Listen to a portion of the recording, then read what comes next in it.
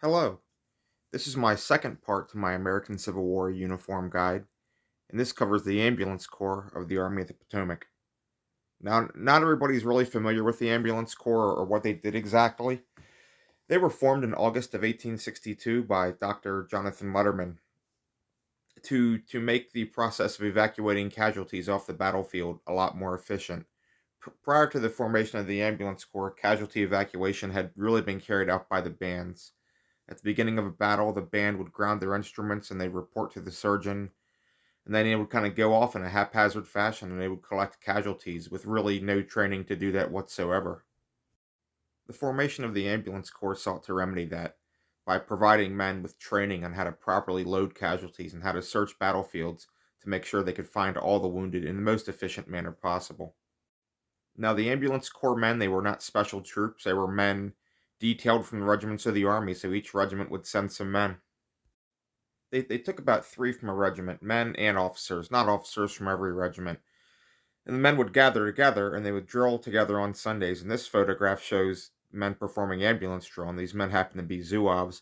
But they'd gather together and they'd perform drill, and they were exempted from their normal duties, but they did not stop belonging to their parent regiment. And so they'd be uniformed in the same way their parent regiment would, and they would draw their pay from their regiment and things like that. They even kept a hold of their arms and accoutrements.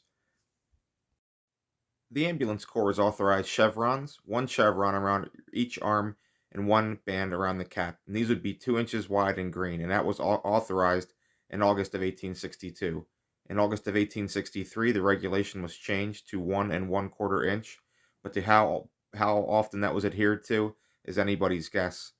Special chevrons were authorized for sergeants and corporals, and they would be worn reversed and the other way, pointing up. And here's a picture of some of those being worn.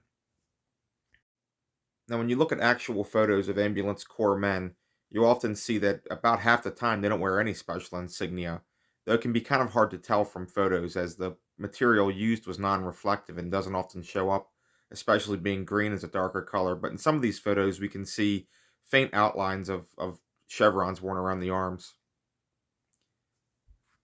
I can't say how likely it would for a man to wear chevrons around both of his arms and his cap, but if I were trying to represent this at scale, I would probably leave half my ambulance men without chevrons, a small amount with some around their caps, and some with some around their arms.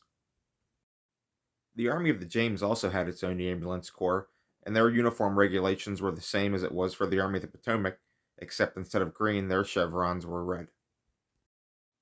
Going back to this photo that was taken around Fredericksburg in 1862, you'll see that the one ambulance corps soldier actually has a dark colored overcoat.